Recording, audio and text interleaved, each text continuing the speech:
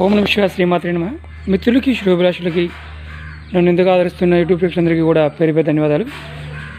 ఈరోజు మనం చాలామంది మిత్రులు నన్ను అడిగారు ఏంటంటే సింధూరం ఒరిజినల్ సింధూరం మొక్క గురించి చెప్పండి, అలాగే ఎలా ఉంటుంది మొక్క, ఎలా ఉంటుంది సింధూరం గింజల నుంచి ఎలా తీస్తారు అనేది చూపించమని అడిగారు.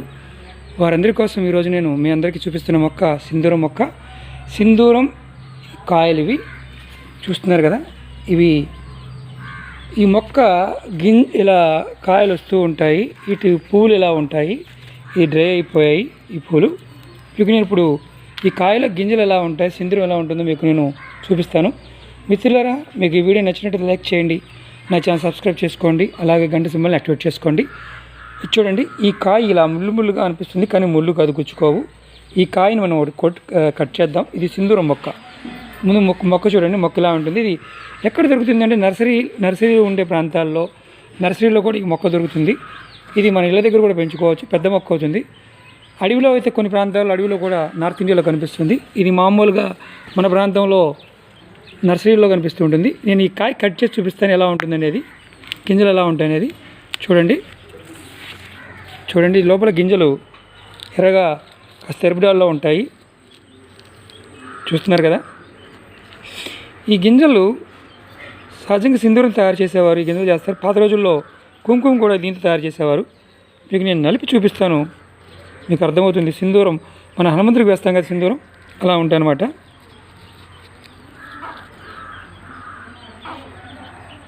చూడండి, చూస్తున్నారు కదా, నేను గింజ పడేసాను, నలుపుతున్నాను. చూడండి, ఇది ఒరిజినల్ హనుమంతుడికి వేసే సింధూరం. ఈ గింజలతో చేస్తారు మిత్రులారా, చాలా అద్భుతమైన శక్తి కలిగిన సింధూరం. మనం తంత్రానికి మంత్రానికి ఈ సింధూరాన్ని వాడుతూ ఉంటాం. మీరు దగ్గరలో ఉన్న నర్సరీ కంపల్సరీ అడగండి, ఇలాంటి సింధూరం మొక్కను పెట్టుకోండి. కాస్త మనం మనంతరమనంగా సింధూరం తయారు చేసుకోవచ్చు. చూసారు కదా, ఒరిజినల్ సింధూరం. ఈ కాయ కూడా నేను చిన్న మొక్క ఇది, నేను దీన్ని ఆన్లైన్లో తీసుకోవడం జరిగింది. బతుకుతుందో లేదు అనుకున్నాను, కానీ బతికింది, కాయలు రావడం జరిగింది. ఈరోజు మీకు చూపించడం కోసం నేను ఈ కాయని కట్ చేయడం జరిగింది. చాలా గుత్తులుగా వస్తాయి, అడవిలో ఉంటాయి మిత్రులారు, ఇవి గుత్తులుగా వస్తాయి. చూడండి, ఇదిగోండి కాయ ఇలా ఉంది, లోపల గింజ. ఈ గింజలు నలిపితే చాలు చక్కగా అద్భుతమైన సింధూరం. నేను ఆకు మీద కూడా రాసి చూపిస్తాను, చూడండి. అదిగోండి,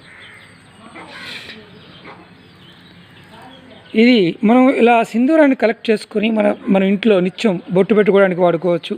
అలాగే హనుమంతుని పూజలు కూడా మనం వాడుకోవడానికి మంచి అవకాశం ఉంటుంది. ఇది పెట్టుకోవడం వల్ల వాస్తురీత్యా ఉండే దోషాలు కూడా తగ్గుతాయని శాస్త్రం చెప్తూ ఉంటుంది. మీరు పెరటి పెద్దగా ఉన్నప్పుడు కుండీలో కూడా పెంచుకోవచ్చు మిత్రులారా, పెరటి పెద్దగా ఉన్నప్పుడు కూడా పెట్టుకోవచ్చు. మీరు ప్రయత్నం చేయండి, ఖచ్చితంగా మంచి ఫలితాలు ఉంటాయి. చూస్తున్నారు కదా, ఇది ఎందుకంటే నేను మొక్క పెట్టాను, వచ్చిన తర్వాత కాయల నుంచి వచ్చిన గింజలు చూపించడం కోసం మీకు ఒక కాయని కట్ చేసి చూపించాను. ఇలా కాయలు వస్తాయి. ఒరిజినల్ సింధూరం, హనుమంతుడికి వేసే సింధూరం.